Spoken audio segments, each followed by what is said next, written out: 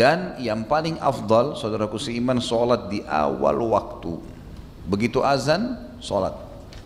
Itu banyak hadis yang menyebutkan. Di antaranya hadis Bukhari Muslim, seorang sahabat bertanya mengatakan, ya Rasulullah, ayyul amali ahabbu ilallah. Amal apa kira-kira dalam ibadah yang paling Allah cintai? Kata Nabi SAW, ya, as-salatu ala waktiha. Salat pada waktunya. Azan dikumandangkan teman-teman itu hanya melalui lisan muadzin. Hakikatnya adalah panggilan dari Allah yang maha tinggi dan maha pemurah. Karena semua orang Afrika, mau orang Arab, mau orang bule, mau orang Melayu di Asia Tenggara sama saja. Semua mengucapkan hayya 'alas shalah, hayya 'alal falah. Sama. Ayo salat, ayo menuju kepada kemenangan. Jadi sebenarnya Allah sedang memanggil kita. Beruntunglah orang yang langsung menjawab panggilan tersebut. Sampai kata Nabi SAW dalam hadis Bukhari Muslim yang lain, "Lo ya'lamun nasi ma fin nida'i was-saffil awwal la'atahuma walau habwah." Kalau seandainya manusia-manusia ini mengetahui apa yang Allah janjikan di azan dan saf pertama. Saf pertama itu bagi laki-laki di sini, ya, karena perempuan lebih afdal saf yang belakang, gitu kan? Maka mereka akan mendatangi keduanya walaupun merangkak. Yang dimaksud dengan mendatangi azan di sini adalah baik jadi muadzin, itu fadilah besar. Imam kalau sholat mengimami kita, dia dapat pahala, kita juga dapat pahala semua masing-masing. Tapi imam diberikan oleh Allah bonus karena memimpin kita sholat, pahala kita semuanya. Muadzin panen pahala semuanya. Makanya kata Nabi SAW, kalau seandainya orang tahu yang dijanjikan oleh Allah di azan dan saf pertama, kalimat azan di sini adalah jadi muadzin yang pertama. Kemudian yang kedua adalah masuk dalam masalah ini menjawab langsung azan itu, menjawab dengan lisan dan gerakan tubuh datang ke masjid sholat atau kerjakan sholat. Sebagaimana sabda Nabi SAW dalam hadis yang lain juga sahih, kalau kalian dengarkan muadzin mengucapkan azan, maka ucapkanlah yang seperti dia ucapkan. Kecuali di hayya 'alas shalah dan hayya 'alal falah, ucapkanlah la haula wala quwata illa billah. Ini berarti fadilah juga. Masuk dalam masalah ini Allah janjikan pahala yang besar. Makanya kalau dengar azan teman-teman berhenti sebentar, sejenak, dengarin. Yani, ucapkan seperti itu. Atau kita lagi dengar radio di mobil, lagi azan, jangan dimatikan.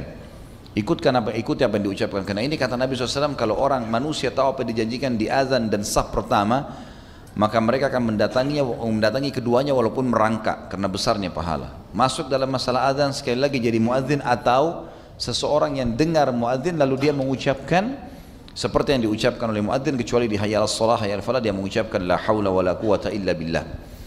Masuk dalam masalah ini adalah segera datang untuk mengerjakan sholat, menjawab panggilan azan itu. Ini juga masuk di dalam fadilah hadis tadi. Masuk dalam kalau seandainya manusia tahu apa yang dijanjikan Allah di azan, yaitu menjawab segera, datang di awal waktu. Ada hadis yang lain, hadis mulia juga, hadis sahih, kata baginda Nabi SAW, kalau seandainya manusia mengetahui apa yang disembunyikan atau disiapkan oleh Allah di azan dan saf pertama, kemudian mereka tidak mendapatkannya kecuali mereka harus saling bersaing satu sama yang lain, maka niscaya mereka akan bersaing di situ. Sampai sebagian ulama salaf mengatakan, kalau seandainya saya masuk ke masjid, kemudian saya temukan saf pertama sudah penuh, saya siap untuk membayar seluruh harta yang saya miliki di dunia ini kepada salah seorang di saf pertama untuk dia ambil dan dia memberikan kepada saya kesempatan sholat di saf pertama, di sholat itu saja. Mereka siap membayar dengan seluruh hartanya karena mahalnya. Sayangnya di Indonesia kadang-kadang kita malah dorong-dorongan, persilahkan. Safnya kosong, silakan pak, dia tetap di belakang. Kenapa silakan? Masuk dulu di saf pertama, kalau masih ada kosong persilakan orang lain masuk. Jangan biarkan orang dapat fadilah besar, kita dapat sedikit. Kita kasih orang ikan paus, kita dapat ikan teri. Harus paham masalah itu. Kalau kita sudah masuk di saf pertama, ada kosong, panggil orang lain, nggak masalah. Gitu kan? Ini masuk dalam bahasan fadilah tentang sholat di awal waktu, gitu kan? Juga ada hadis Nabi SAW yang sahih yang berbunyi, kata Nabi SAW, kalau seandainya siapapun yang tidak ketinggalan takbiratul ihram pertama imam, maksudnya adalah jamaah pertama sholat.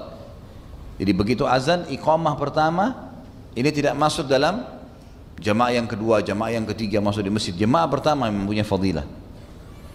Siapa yang tidak ketinggalan takbiratul ihram, imam. Ya, takbiratul ihram pertama imam. Maksudnya adalah pertama dia takbir di rakaat pertama dan juga masuk dalamnya adalah awal jamaah yang pertama. Maka dia akan selama 40 hari, maka dia akan diselamatkan dari sifat kemunafikan. Selamanya tidak akan pernah jadi munafik orang itu. Dengan syarat dia mengerjakan 40 hari 5 waktu sholat, subuh, duhur, asar, maghrib, isya, terus dijadwalin selama 40 hari. Dia beribadah kepada Allah tidak ketinggalan takbiratul ihram pertama, dan ini dijamin tidak akan pernah dusta seumur hidup, tidak akan pernah berkhianat, tidak akan pernah ingkari janji. Sifat-sifat munafik semua hilang dari dia. Sampai pernah ada seorang syekh di Saudi, seseorang melamar anak perempuannya, dan dia lihat laki-laki ini kayaknya tidak terlalu menjaga sholat. Dia tidak mau nolak, maka dia ingin berdakwah dan dia mengatakan pada laki-laki itu, saya akan terima lamaranmu tapi dengan syarat.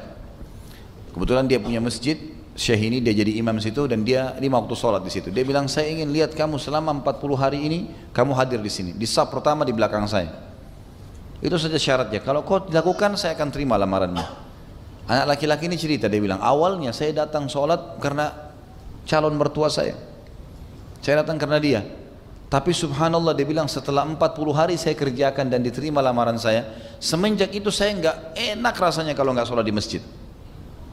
Sudah terikat, seperti Allah sudah buat itu rangkaian untuk melatih diri, terapi diri untuk terbiasa mengikat diri dengan masjid. Ya, Allah angkat sifat kemunafikannya. Dan sekian banyak fadilah tentang sholat di awal waktu. Oleh karena itu teman-teman jangan tunda. Jangan tunda. Berapa menit sih? Gitu kan.